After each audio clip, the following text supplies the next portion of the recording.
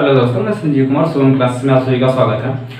अगर अभी तक आपने क्लास 10th की साइंस में कुछ भी नहीं पढ़ा है तो हम आपको बता रहे हैं कि आप किस तरीके से अपनी पढ़ाई स्टार्ट करें और किस तरीके से आप अपने सिलेबस को कवर करें और किस तरीके से हम आपको यहाँ पर पढ़ाएंगे। वो सारी चीज़ें हम आज के वीडियो में आपको बताने वाले हैं, तो वीडियो को शुरू से लेकर लास्ट तक आप जरूर देखिएगा और इस वीडियो को अपने दोस्तों में भी अधिक से अधिक शेयर कीजिए और लाइक और कमेंट करना ना भूलिएगा। ठीक है, तो देखिए वीडियो में सबसे पहले तो मैं आपको ये बता दूं कि किसी भी चैप्टर को या किसी भी चीज को स्टार्ट करने से पहले वो चैप्टर में क्या चीजें हैं, क्या चीज हमको पढ़ना है, क्या चीजें हम उसके बारे में पहले से जानते हैं, क्या चीज हमको नहीं पढ़नी है, वो सारी चीजें अगर हम क्लियर कर लें तो काफी कुछ आसान हो जाती हैं चीजें। ठीक है, अगर आप नहीं यकीन होता तो आप अगर कोई सिंपल सा हम आपको एक एग्जांपल बताते हैं। आजकल लॉकडाउन में मूवी तो हर कोई देखता होगा फोन पे। ठीक है, तो रैंडमली या मान लीजिए कहीं पे आपको कुछ देखने या मूवी देखने जाना है कहीं पे, तो आप पहले से ही पता कर लेते हैं ना कि मूवी किसकी लगी है, कौन इसमें है, इसकी स्टोरी क्या है, या ट्रेलर उसका आप पहले से ही देख लेते हैं, फिर आपको उसमें इंटरेस्ट आता है। ठीक है, तो ठीक इसी तरीके से अगर किसी चैप्टर को आप स्टार्ट कर रहे हैं उसके बारे में अगर आपको थोड़ा बहुत पता हो जाए पहले से, यानी क्या चीजें हमको पता है क्या नहीं पता है, ये जगह आप पता कर लेते हैं तो वो चैप्टर आपको काफी इंटरेस्टिंग लगेगा। ठीक है, तो देखिए इस क्लास 10th की साइंस में आपको पढ़ना क्या है पहले तो वो क्लियर कर लो। ठीक है, कितने चैप्टर पढ़ने हैं, कितने केमिस्ट्री के पढ़ने हैं, कितने फिजिक्स के पढ़ने हैं और कितने बायो के पढ़ने हैं, क्योंकि साइंस में ये आपकी तीनों चीजें पढ़नी है। तो पहला चैप्टर जो है आपका रासायनिक अभिक्रियाएं एवं समीकरण। ठीक है, ये आपको पहला चैप्टर पढ़ना है। आपका जो स्टार्टिंग चैप्टर है वो केमिस्ट्री से स्टार्ट हुआ, पहले केमिस्ट्री है, फिर बायो है, उसके बाद फिजिक्स है। ठीक है, पहला जो है रासायनिक अभिक्रियाएं एवं समीकरण पढ़ना है। दूसरा जो है आपका अम्ल, क्षार एवं लवण पढ़ना है। ठीक है, अब अम्ल क्या होता है, क्षार क्या होता है और लवण क्या होता है, इसके बारे में भी आपको जानना है। ठीक है, इन सब के टेस्ट कैसे होते हैं, ये सारी चीजें, ये तीन चीजें ऐसे हैं जो आप डेली इसका सेवन करते हैं। ठीक है, धातु एवं अधातु पढ़ना है। धातुएं क्या होती हैं, धातुएं क्या हैं, धातुओं से क्या कर सकते हैं, अधातुओं का क्या काम है, क्या उपयोग है, ये सारी चीजें। कार्बन एवं उसके यौगिक, तत्वों का वर्गीकरण। ठीक है, जैव प्रक्रम, यहां तक आपको ये केमिस्ट्री का पार्ट है। आगे है जैव प्रक्रम, नियंत्रण एवं समन्वय, जीव जन्म कैसे करते हैं, आनुवांशिकता एवं जैव विकास। 10वां यहाँ तक आपका जो है बायो का पोर्शन है। फिर यहाँ से आपका फिजिक्स का पोर्शन स्टार्ट हो रहा है।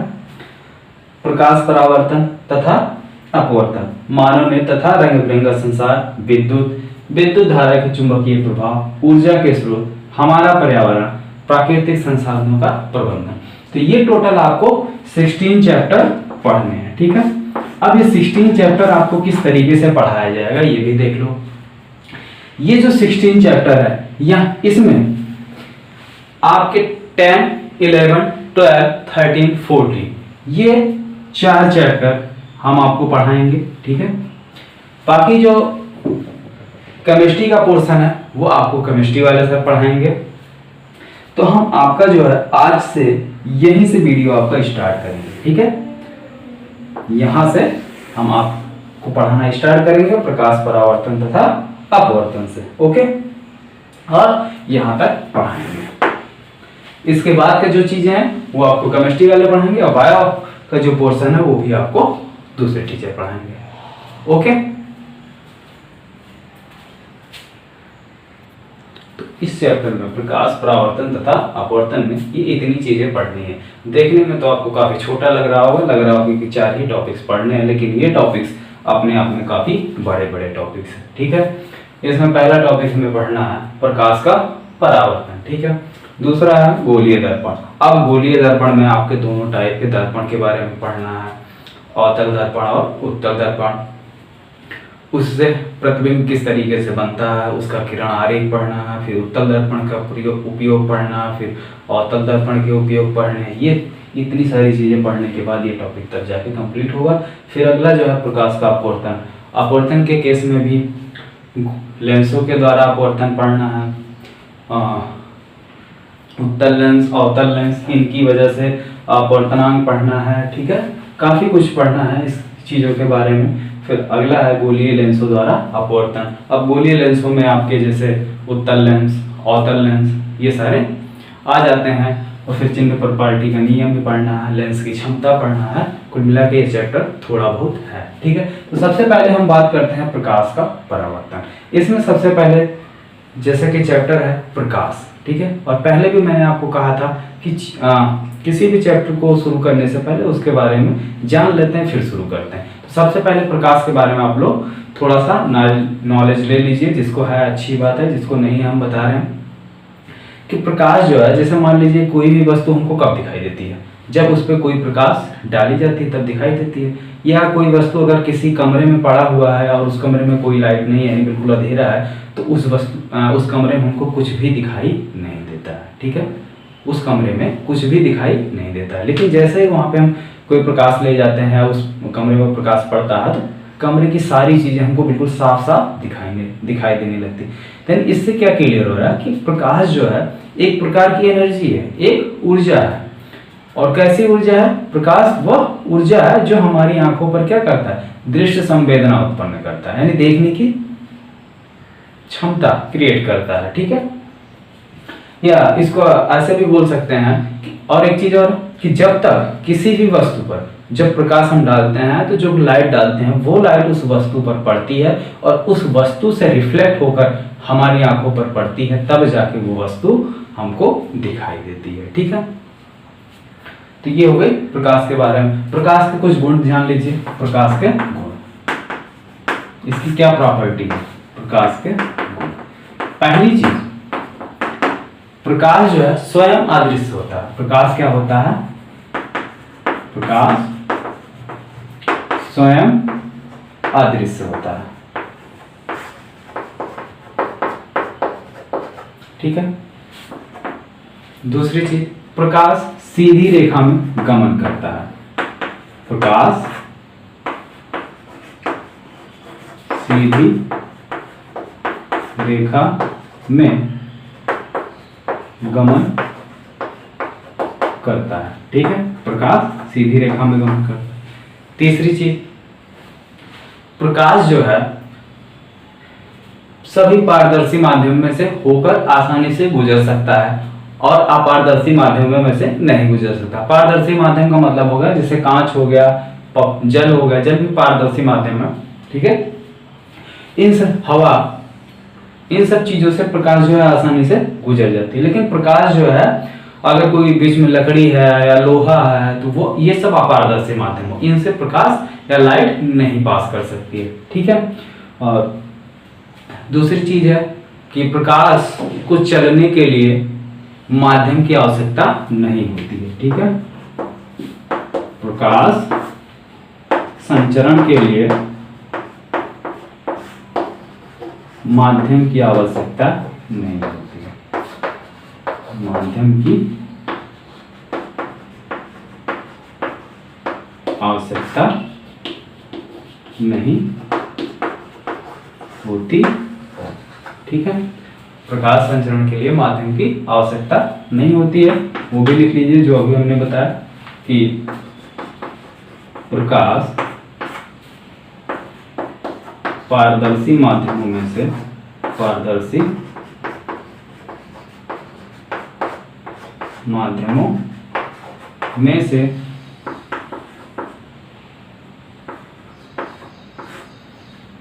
गुजर जाता है या चला जाता है, लेकिन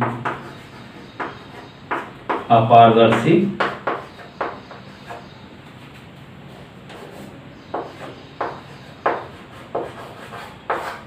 माध्यम में से नहीं गुजर पाता है।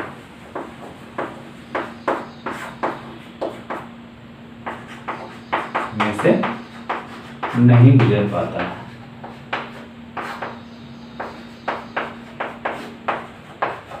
ठीक है। ये इतनी प्रॉपर्टी जो है प्रकाश के बारे में बहुत है आप लोगों के लिए। अब आते हैं प्रकाश का अपवर्तन, ठीक है। प्रकाश का अपवर्तन,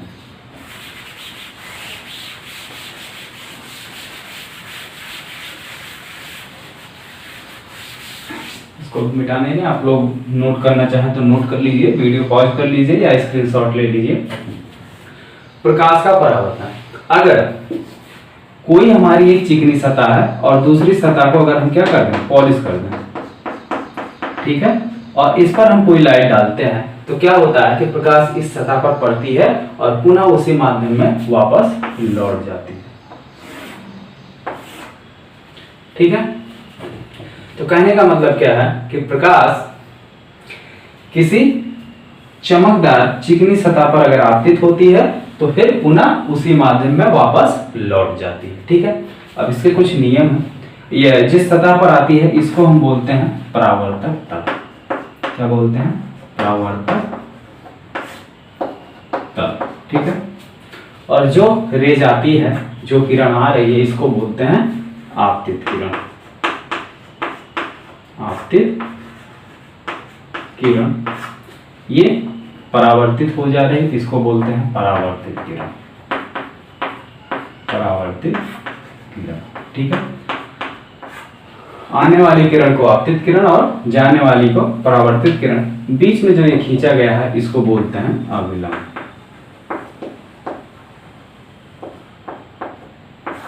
ठीक है, इसको बोलते हैं अविलंब।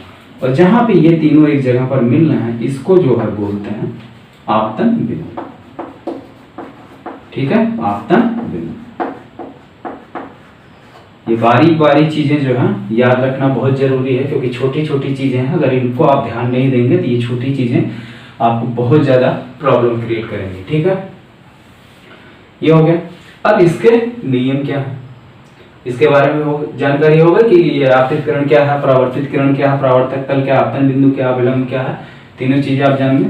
अब इसका कुछ रूल है, यानी परावर्तन के नियम।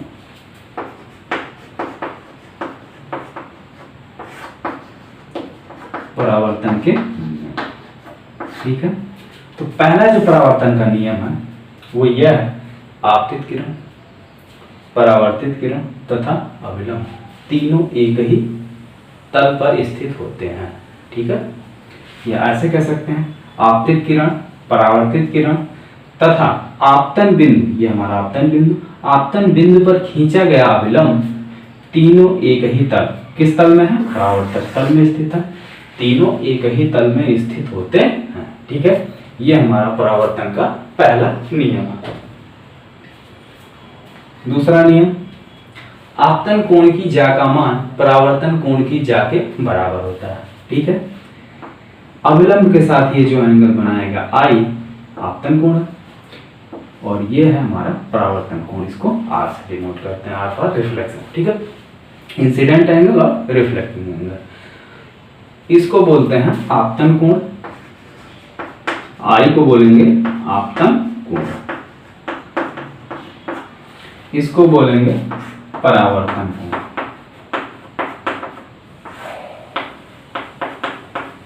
क्लियर? तो पहला नियम कि आपतित किरण,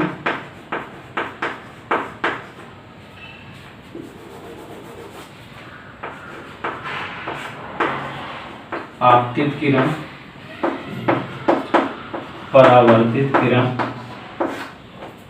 तथा आपतन। हमको लगता है अब आप लोगों को बिल्कुल कोचिंग वाली फीलिंग आ रही है। अगर नहीं भी आ रही होगी तो बताइएगा, पूरी कोशिश करेंगे कि आपको कोचिंग वाली फीलिंग आए। ठीक है, आपतित किरण, परावर्तित किरण तथा आपतन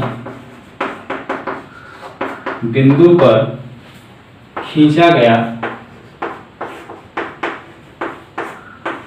अभिलंब तीनों एक ही तल में होते हैं। तीनों एक ही तल में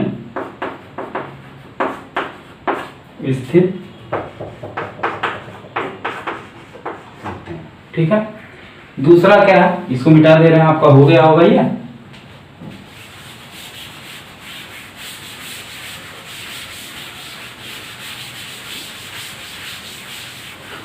दूसरा जो है, आपतन कोण की ज्या और परावर्तन कोण की ज्या का मान बराबर होता है।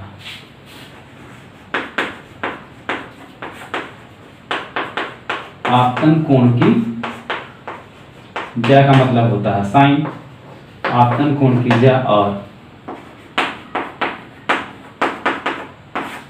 परावर्तन कोण की ज्या का मान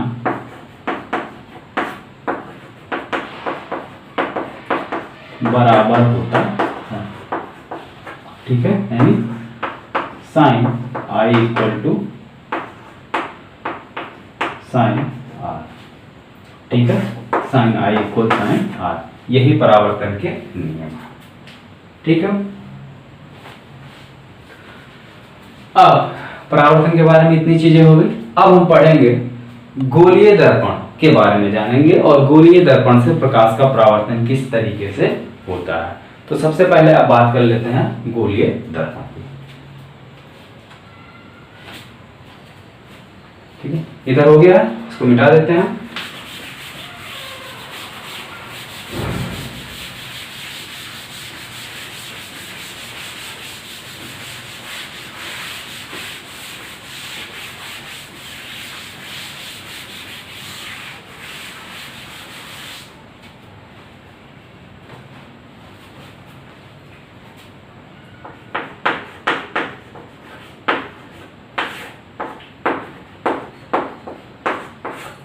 गोलीय दर्पण।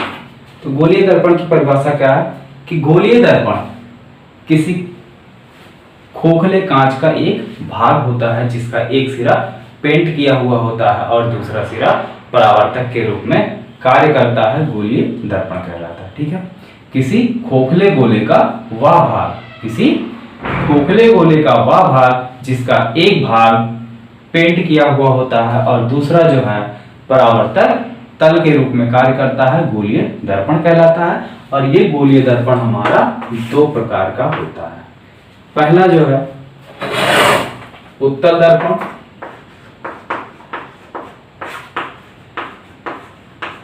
दूसरा जो है अवतल दर्पण।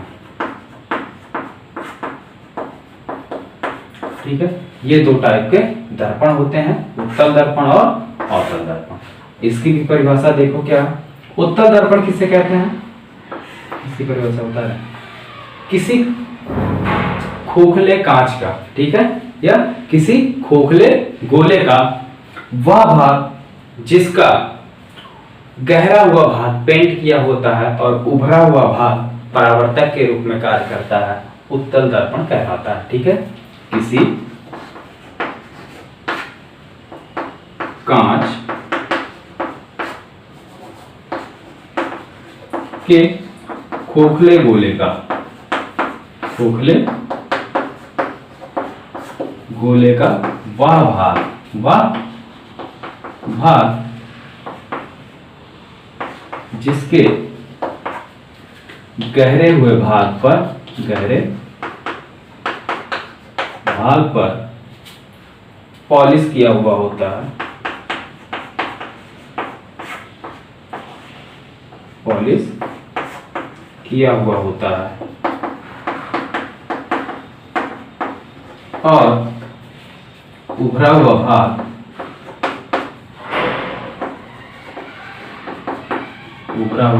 भाग परावर्तक के रूप में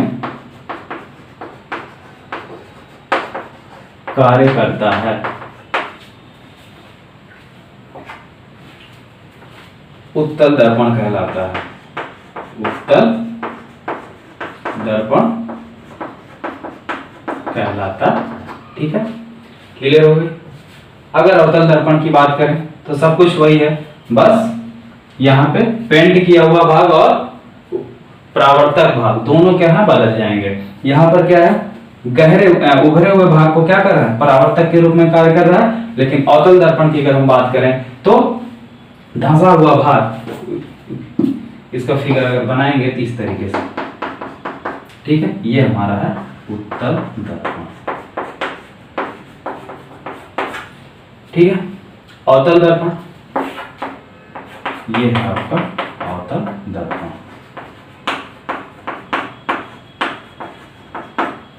ठीक है, अवतल दर्पण में क्या है कि उभरा हुआ भाग पॉलिश किया हुआ है और गहरा भाग परावर्तक के रूप में, परावर्तक तल के रूप में कार्य करता है, उसे हम कहते हैं अवतल दर्पण। ठीक है, तो दर्पण के बारे में ये इतनी चीजें हो गई हैं। बाकी जो चीजें हैं, दर्पण से प्रकाश का परावर्तन क्या है और दर्पण से प्रतिबिंब किस तरीके से बनेगा, ये सारी चीजें जो है कल के वीडियो में डिस्कस